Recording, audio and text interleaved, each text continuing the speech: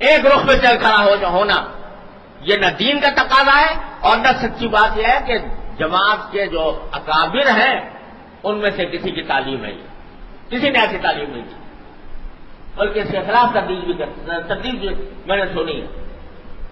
لیکن یہ جو چھپ گئی ہیں، یہ آ کر بغیر کچھ پڑھے لکھے اور بغیر کچھ سوچے سمجھے امیر بن جاتے ہیں اور وہ دنیا کو گمراہ کرتے ہیں۔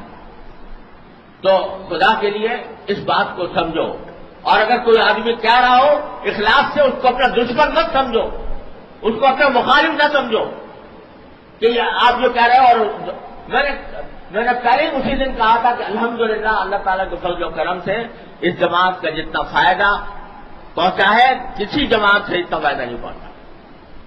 یہ حضرت مولانا محمد الیاس صاحب رحمۃ اللہ علیہ کے سینے کی آگ ہے جس نے الحمدللہ پوری دنیا کے اندر ایک نور پھیلا دیا ہے۔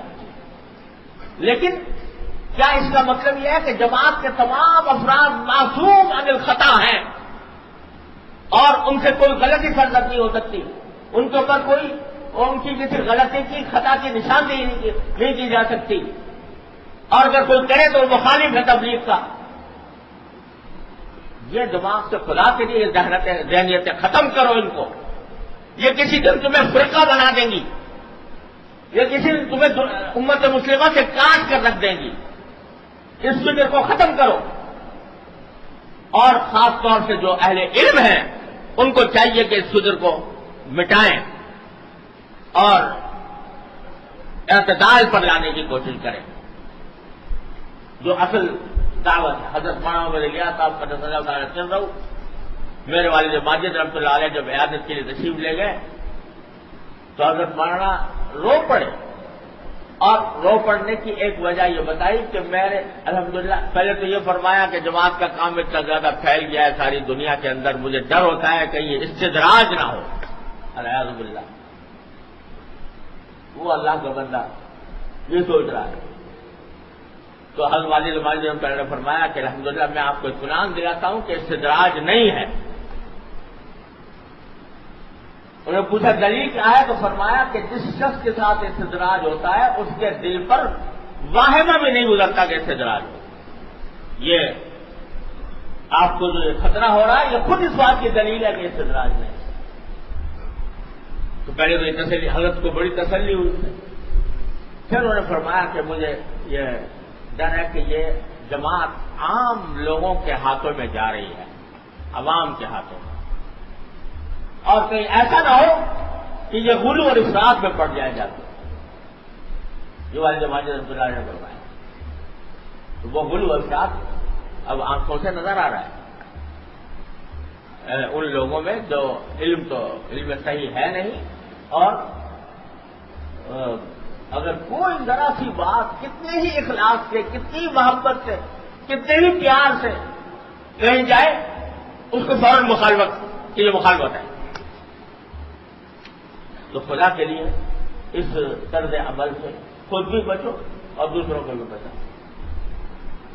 جو بات کہی گئی تھی وہ یہ ہے کہ یہ جو نیچے کے لوگ ہیں بندہ سرد۔ اب آپ کو میں اپنا واقعہ بتا دیتا ہوں۔ یہ میری اتوار کی مجلس ہوا کرتی تھی، پہلے جمعہ کو ہوتی، میں تو خود کرتا نہیں تھا۔ حضرت مولانا ہمارے حضرت ناظم صاحب حضرت مولانا صاحبان محمود صاحب پلارے نے مجھ سے اصرار سے فرمایا کہ بھئی تم وہاں مسجد نعمان لسبیلا میں جمعہ کے بعد کچھ بجے حضرت نے اس کا حکم تھا، میں نے اعلان کروا دیا۔ اعلان ہوا تو مسجد کے محلے کے حضرات جو ہیں تبلیغ کی جماعت کے حضرات وہ آئے کہ جی یہ آپ جمعہ کے دن نہ کیا کریں۔ میں نے کہا بھائی کیوں؟ کہ وہ ہمارا گیسٹ ہوتا ہے، تو اس وجہ سے میں نے ٹھیک ہے یہ بات ہم ایسے وقت کر لیتے ہیں جس میں تعارض نہ ہو، وہ بھی ضروری کام ہے۔ تو آپ کس وقت کرتے ہو؟ میں نے کہا جی پتہ نہیں مغرب کے بعد کہا یا عشاء کے بعد کہا۔ میں نے کہا وہ تو مغرب کے بعد عشاء کے بعد ہوتا ہے، اور عصر کے یہ بیان عصر کے بعد ہوگا۔ تو اس پر کہنے لگے جی اصل میں جب آپ کی مسجد میں شریک ہوں گے تو پھر ہمارے گشت میں نہیں آئیں گے لوگ مغرب کے بعد کے بعد. تو میں نے کہا بھائی یہ تو مناسب، یہ تو کوئی ایسی بات بلائے کہ معلوم ہو رہی ہمیں ترغیب دیں گے ان کو مسجد میں جاؤ. تو کوئی اس میں کوئی تعارض تو ہے نہیں اوقات. چھوٹتے ہی منہ سے جو ان کے جملہ نکلا وہ یہ کہ آپ دین کے راستے میں رکاوٹ پیدا کر رہے ہیں. چھوٹتا یہ جملہ دین کے راستے میں رکاوٹ پیدا کر رہے ہیں. اب بتاؤ کہ وہ صرف 10 دین ہے اور یہ بیٹھ کر جو قرآن و حدیث کی بات سنائی جا رہی ہے یا دین کی طرف متوجہ کیا جا رہا ہے، یہ دین نہیں ہے. تو یہ چیز ہے جس کو میں کہہ رہا ہوں غلو ہے، جو تباہی کی طرف لے جا رہا ہے غلو.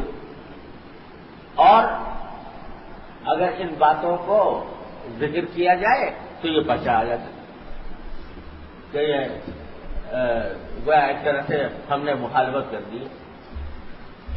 خدا کے لیے اس ذہنیت کو ختم کرو، یہ آگ لگا دے گی کام کو، یہ کام کے اندر نقصان پیدا کرے گی، اس سے دین کا کوئی فائدہ نہیں ہوگا. تو یہ بھی صبر کا حصہ ہے بھائی. شوق ہو گیا ایک خاص کام کا، بس وہ کام کروں گا تو ٹھیک ہے، اور جو کام ہے وہ ان کی کوئی حقیقت نہیں ہے، ان کی کوئی حیثیت ہی نہیں.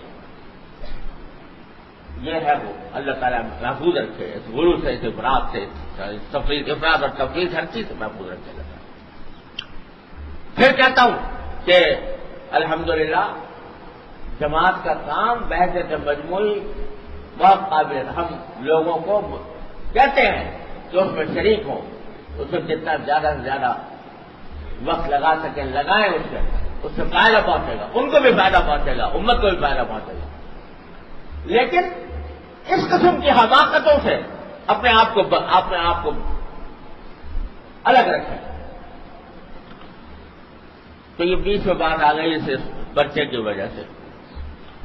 باقی خلاصہ یہ تھا کہ بھائی اللہ تعالیٰ نے جو حکم دیا، سارے دین کا خلاصہ اس صبر کے اندر ہے. اپنے نفس کی مخالفت کر کے اللہ تبارک و تعالیٰ کے رضا کی خاطر آدمی کام کرے. جہاں عبادت کرنی ہو وہاں عبادت کرے، جہاں معصیت سے رکنا ہو وہاں معصیت سے رکے، اور نفس کے پیچھے نہ چلے، نفسانی خواہشات کے پیچھے نہ چلے. اس کے لیے بعض اوقات مباحات کے اندر بھی کچھ تقلیل کرنی پڑتی ہے، اور اس کے لیے ضرورت ہوتی ہے کسی اللہ والے کی رہنمائی. اس سے رہنمائی حاصل کر کے آدمی انہماک فی المباحات سے بھی بچے. اللہ تبارک و تعالیٰ اپنے فضل و کرم سے، کرامت سے اس کی ہم سب کو توفیق عطا فرمائے.